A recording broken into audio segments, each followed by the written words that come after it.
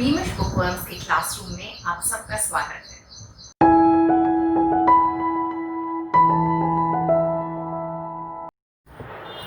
बच्चों, आज हम सुलभ भारती कक्षा 8वीं का पाठ अंधा युग पढ़ेंगे और समझेंगे।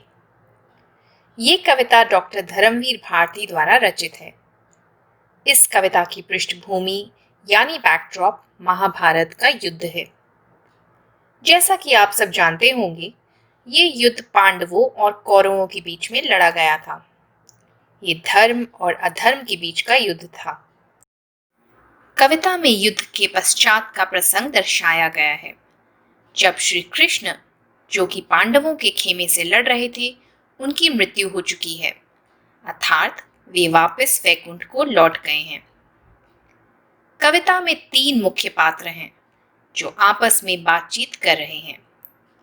प्रथम है युयुत्सु, जो हस्तिनापुर नरेश धृतराष्ट्र के पुत्र हैं। युद्ध के प्रारंभ में वह कौरवों की सेना में थे, किंतु वह अधर्म का साथ नहीं देना चाहते थे, इसीलिए वो पांडवों के साथ बाद में जुड़ गए। क्योंकि उन्होंने आत्महत्या की, इसीलिए वो पाप के भागी बने। दूसरा पात्र है अश्वत्थामा का, जो गुरु द्रोणाचार्य के पुत्र थे। दोनों पिता व पुत्र कौरवों की सेना में थे। उनके मस्तक पर एक अनमोल मणि था और उन्हें अनेक सिद्धियां भी प्राप्त थीं। श्री कृष्ण ने उनको उनके पापों की सजा दी, उनकी मणि छीन ली और उन्हें ये श्राप दिया कि 3000 वर्ष तक उन्हें पीड़ा में जीवित रहना पड़ेगा।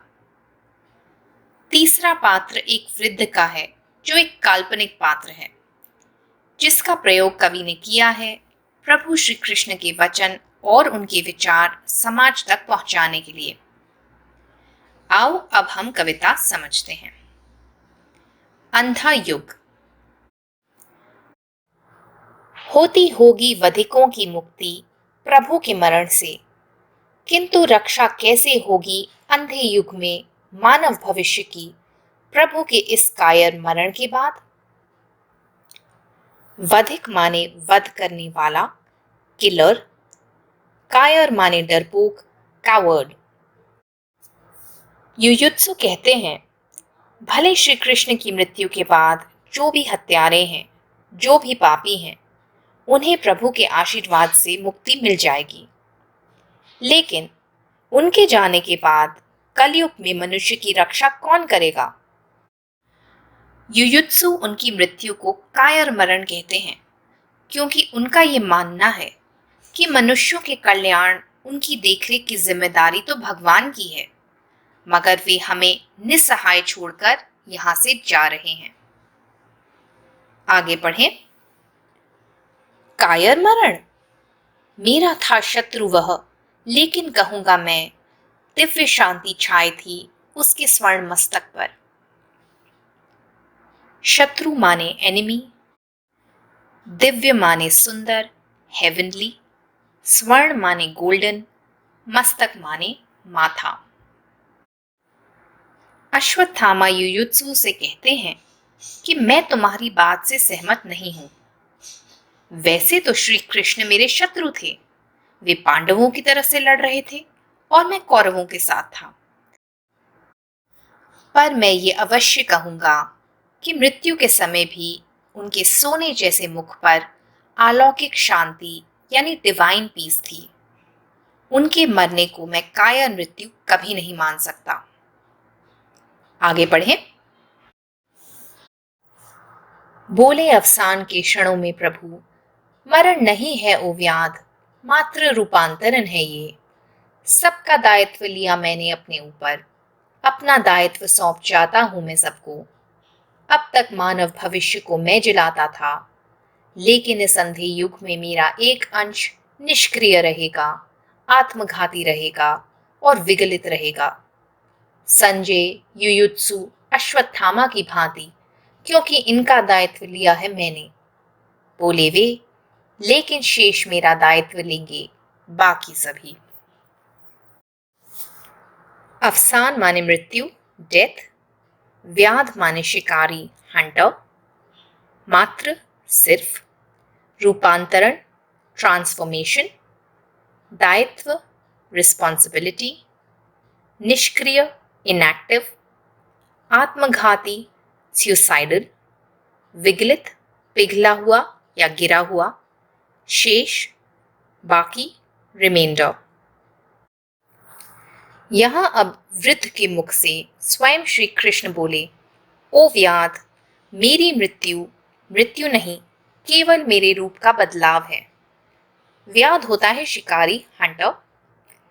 श्री कृष्ण की मृत्यु एक शिकारी के बाण से हुई थी। यहां उसी का उल्लेख किया गया है। श्री कृष्ण कहते हैं, मैंने इस धरती पर जन्म लिया था किसी एक खास कार्य को पूरा करने के लिए। अब जो वो कार्य पूरा हो गया है, मेरे चलने का समय हो गया है। इस मनुष्य रूप को त्यागने का समय हो गया है। जब तक मैं इस धरती पर था, इस पूरी मानव जाति, पशु पक्षी इत्यादि की जिम्मेदारी मेरे ऊपर थी। सबको मैं चलाता था। पर अब अंधे युग का आरंभ हो गया है। बच्चों, आप जानते होंगे कि हिंदू माइथोलॉजी के अनुसार 4 युग माने जाते हैं: सतयुग, त्रेता युग, द्वापर युग और कलयुग। महाभारत का युद्ध द्वापर युग के अंत में हुआ था। कलयुग को श्री कृष्ण अंधा युग कहते हैं। वे कहते हैं कि अंधे युग में उनका एक भाग निष्क्रिय रहेगा, यानी पूरी तरह कार्य नहीं करेगा, सुसाइडल होगा, अपने प्राणों को खुद ले लेने वाला, और पतित होगा, गिरा हुआ होगा। यहां उन्होंने महाभारत में भाग लेने वाले 3 व्यक्तियों की ओर संकेत किया है। संजय, जो युद्ध में निष्क्रिय था, युयुत्सु, जिसने आत्महत्या की थी, और अश्वत्थामा, जिसका शरीर मणि निकाले जाने के बाद लहूलुहान था, मानो पिघल रहा हो। प्रभु कहते हैं, मैं भी इन्हीं की तरह हो जाऊंगा कलयुग में, क्योंकि इनका भार, इनके कष्ट, इनकी जिम्मेदारी मैंने उठाई है। लेकिन अंधे युग में मेरी बाकी जिम्मेदारियों का भार मानव जाति पर होगा। अब मैं सबका भार नहीं उठाऊंगा। आगे बढ़ें। मेरा दायित्व वह स्थित रहेगा हर मानव मन के उस वृत्त में जिसके सहारे वह सभी परिस्थितियों का अतिक्रमण करते हुए नूतन निर्माण करेगा पिछले ध्वंसों पर। मर्यादा युक्त आचरण में, नित नूतन सृजन में, निर्भयता के, साहस के, ममता के, रस के क्षण में जीवित और सक्रिय हो उठूंगा मैं बार बार।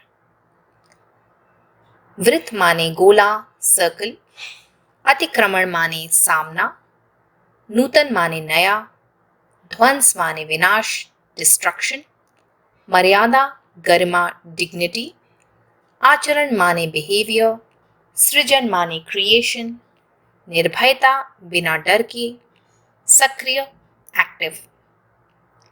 कृष्ण भगवान कहते हैं, मेरी जिम्मेदारी हर उस व्यक्ति के दिल में रहेगी जो पृथ्वी का वासी है। इसी के भरोसे, इसी के सहारे वो हर विपरीत परिस्थिति का सामना करेगा। महाभारत के इस युद्ध में जो विनाश हुए, जो क्षति पहुंची, उनसे इस धरती को उबारने का प्रयत्न करेगा। फिर से इस धरती को प्रगति और उन्नति के पथ पर ले जाएगा। जब व्यक्ति अच्छा आचरण करेगा, सदाचारी होगा, तो मैं जीवित हो उठूंगा। जब वह बिना डरे, हिम्मत के साथ, ममता के साथ, खुशी खुशी अपना जीवन व्यतीत करेगा, तो मैं सक्रिय हो उठूंगा, मैं जी उठूंगा। आगे बढ़ें। उसके इस नए अर्थ में क्या हर छोटे से छोटा व्यक्ति विकृत, अर्धबर्बर, आत्मघाती, अनास्थामय अपने जीवन की सार्थकता पा जाएगा? विकृत माने जिसका रूप बिगड़ा हुआ हो, डिफॉर्म्ड, अर्धबर्बर माने क्रूअल, हिंसक, आत्मघाती, सुसाइडल, अनास्थामय जो भगवान में विश्वास नहीं करता, अथीस्ट, सार्थकता माने सिग्निफिकेंस। अश्वत्थामा कहते हैं, इस नए युग में, इस नए समय में क्या छोटे से छोटा आदमी अपने जीवन को सार्थक, सफल और खुशहाल बना सकता है? इस धरती पर ऐसे बहुत से व्यक्ति हैं जिनमें अनेक अवगुण हैं। वे पापी तो नहीं हैं, मगर वे सदाचारी की गिनती में भी नहीं आ सकते। बहुत से विकृत, टेढ़ी मेढ़ी सोच वाले, हिंसक, क्रूर, आत्महत्या का ख्याल रखने वाले और नास्तिक मनुष्य इस धरती पर विद्यमान हैं। उनका क्या होगा? प्रभु नहीं रहेंगे तो वे क्या सुख पाएंगे? सफल हो पाएंगे? अपने जीवन को क्या सार्थक बना पाएंगे? आगे बढ़ें। निश्चय ही वे हैं भविष्य, किंतु हाथ में तुम्हारे हैं। जिस क्षण चाहो उनको नष्ट करो, जिस क्षण चाहो उनको जीवन दो, जीवन लो। निश्चय ही, डेफिनेटली, नष्ट, बर्बाद या डिस्ट्रॉय। वृद्ध के मुख से भगवान श्री कृष्ण कहते हैं, ये बात निश्चित है, पक्की है कि मनुष्य का भाग्य, उसका आने वाला कल उस पर ही निर्भर करता है। यदि वो अच्छे कर्म करेगा, अच्छे वचन बोलेगा, तो अपना भविष्य संवार लेगा। यदि वो बुरे वचन बोलेगा, बुरे कर्म करेगा, तो अपना भविष्य बिगाड़ लेगा। अपने अच्छे कर्मों से वो अपना और दूसरों का हित कर सकता है, नहीं तो बुरे कर्मों और बुरे वचनों से अपना और दूसरों का जीवन नष्ट कर सकता है। फैसला अब केवल मनुष्य के हाथों में है। यहां पूरा होता है अंधा युग का एक्सप्लेनेशन। आई होप ये कविता अब आपको अच्छे से समझ आ गई होगी। बीमिश बुकवर्म्स की तरफ से आज इतना ही। Happy reading, happy studying everyone. I hope ये वीडियो आप लोगों को अच्छा लगा होगा। इन केस आपके कोई डाउट्स हैं, कोई क्वेश्चंस हैं, तो नीचे कमेंट सेक्शन में आप मुझसे पूछ सकते हैं। Thank you for watching. अगर आपको आज मेरे साथ सीखने में मज़ा आया तो प्लीज़ बीमिश बुकवर्म्स को लाइक और सब्सक्राइब करें। साथ ही में लगे बेल आइकन को ज़रूर दबाएं ताकि मेरे चैनल की सभी नोटिफिकेशंस आपको मिलती रहें। Thank you for watching.